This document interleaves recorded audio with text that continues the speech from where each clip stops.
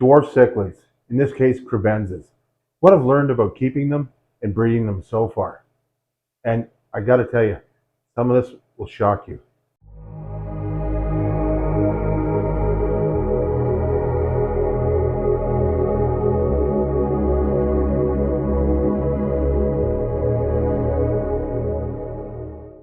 Welcome back to Stubbs Aquatics.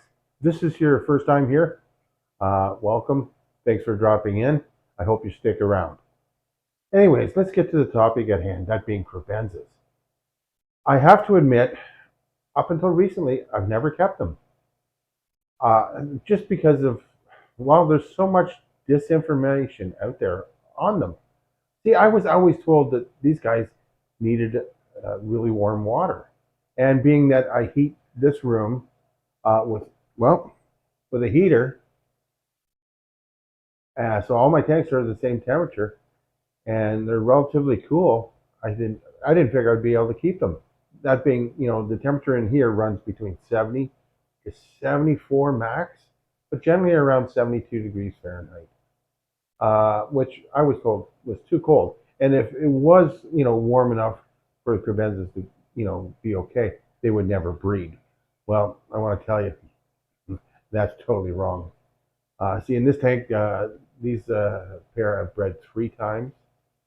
I've lost them all but the last batch, and I was able to save some.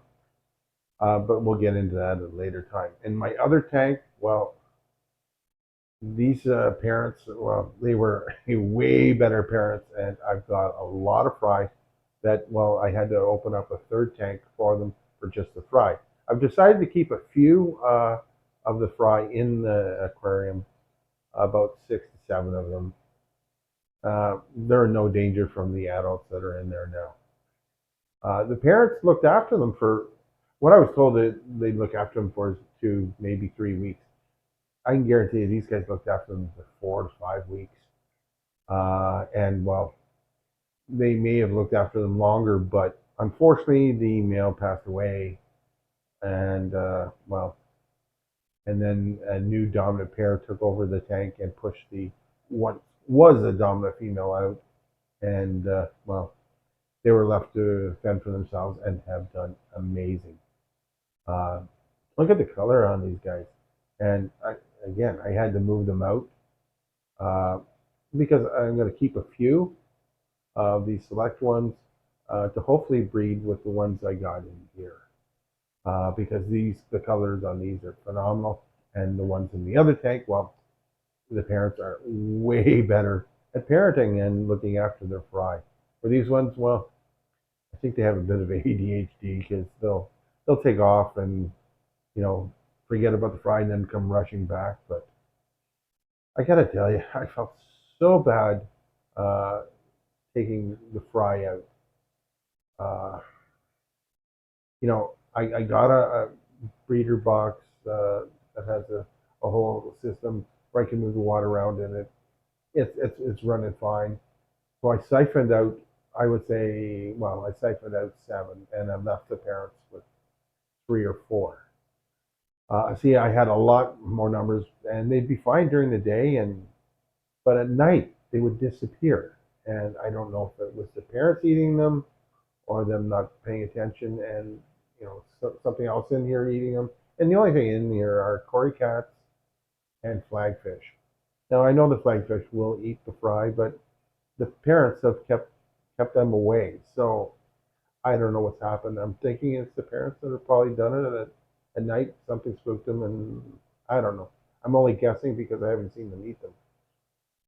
But I decided to siphon them out, and I don't know if it's just me or, but I'm noticing the male, as in the father, it's hanging around this breeder box like crazy. And is it looking at them as food, or hey, those are my fry, I want to guard them still? I don't know, but the fry themselves, well, they're growing like gangbusters in here. I'm feeding them 2 to 3 times a day, a bit of cyclops and powdered krill, and they are growing like crazy. Uh, it won't be long before I'm able to move them into a larger tank with just the Kribensis fry. So let's get on to another misconception on Kribensis. Uh, Basically, that they don't do well in community tanks. Well, they do. I used to have barbs in the tank behind me with them, and they did great with Denison barbs and gold barbs. They still ruled the roost, especially when it became time for spawning. See, when they are spawning, they are super aggressive, chasing anyone away, and they're very dominant. I'm thinking, they actually do better in a community tank because they get focused on that and just chase a few anything that's close to their fry away. But when they're in a Kribensis only tank, let me tell you, they're just vicious.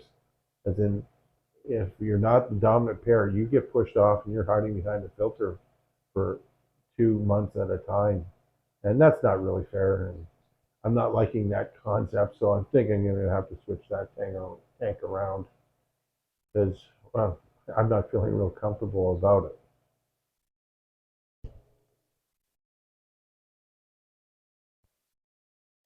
This is where I normally find the male and the female.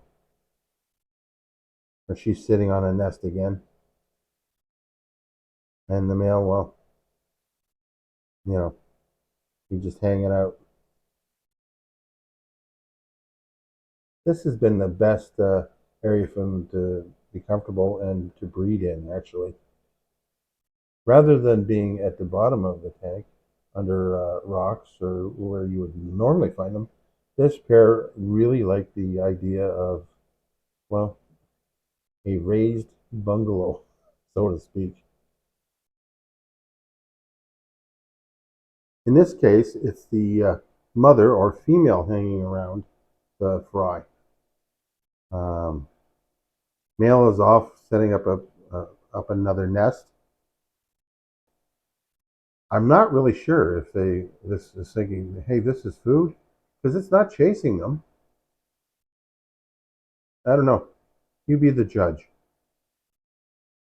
Sorry for the extra glare. It's just looking through a breeding box and into an aquarium, so you're going to get double.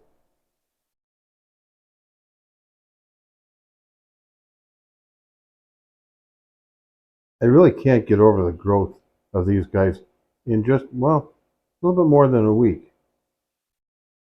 And sorry to sound corny, but these are my magnificent seven. I think that there's seven of them, and I'm just hoping they turn into, well, as good as their parents. That would be truly awesome.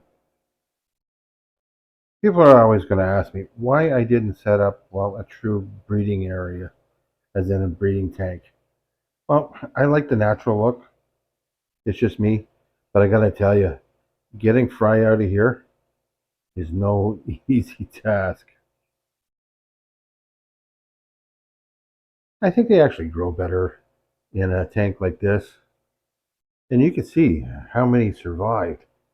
That's a lot, considering there were uh, 5 Kribensis in here, some Danios, and some bristlenose. But for the majority of the fish, they all were moved to here.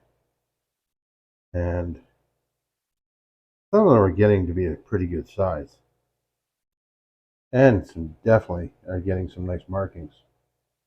Just hard to get a good shot of them here. More light I get in here and more plants, I'm thinking they'll color up a lot better, but they're growing, they're healthy, and you can see even a couple of them are getting dominant. This is my now dominant male in this 55. They're sitting on a new batch right now. Even goes after the bristle nose. There's nothing safe in here. This was definitely set up to look natural. Let's talk about a little bit of feed.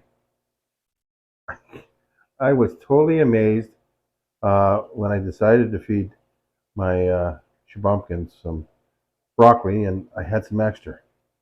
So I put it over here, and to my amazement, both the male and female went directly over to it and attacked it, as in just devoured it. They loved it. I know that, I know they're omnivores. I had no idea that they liked the vegetable matter that much. I really am learning from these guys, and I'm hoping to share that with you. Later on down the road, we will do an actual profile on Kribensis. See, with the fish that I keep, before I even consider doing a profile on the fish, I keep them for several years, breed them, and then I can give you all my information and my knowledge on them. Again, with these guys, I just don't know enough about them yet to do a full, honest profile on them. Shabumpkins, they're a different story for me. As you can see, I've got tons of them.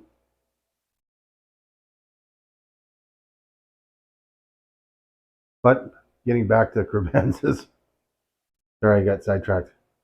And I said these fish have ADHD. I'm thinking someone else does, that being me. Remember, if you've liked what you've seen so far, hit that thumbs up. Think about subscribing and hit that notification bell. If you really liked what you've seen, hit that join button, and it's as little as 99 cents a month. I don't think you can beat that. To sum everything up, Kribensis, would I recommend them for a community fish tank? I certainly would. Would I have a Kribensis only tank? I don't think so. I felt bad. I've had to move a male and a female off, and I had two males actually die from being picked on. So, um, yeah, they're better off as a pair in a community tank, or unless you're going to take them and put them in a 10, 15 gallon tank and breed them as a sole pair in there. Um, will I add more fish to this? Probably. Once I build up a few more numbers of Kribensis that I like the color and that are good parenting. And speaking of parents, uh, just like human, there's no parents that are the same. These ones, well, they're learning. I added way more plants in here, hoping that they would survive, but I think it was the parents that was taking out my fry. In my other tank, well, the parents were excellent. Unfortunately, the male did get picked on and did die. For now, I think I'm going to leave this pair in here, let them look after their fry. If I see they're not doing well, I will siphon them out and put them in this breeder box. Speaking of this breeder box, I just love it from Fluval. No, they didn't sponsor me, but I love it. You can control how much water goes in and out. I just have to siphon out, well, the waste on the bottom. I do that every second or third day. Being there's only 7 in there, there's not that much waste. Most of the waste is excess fry feed.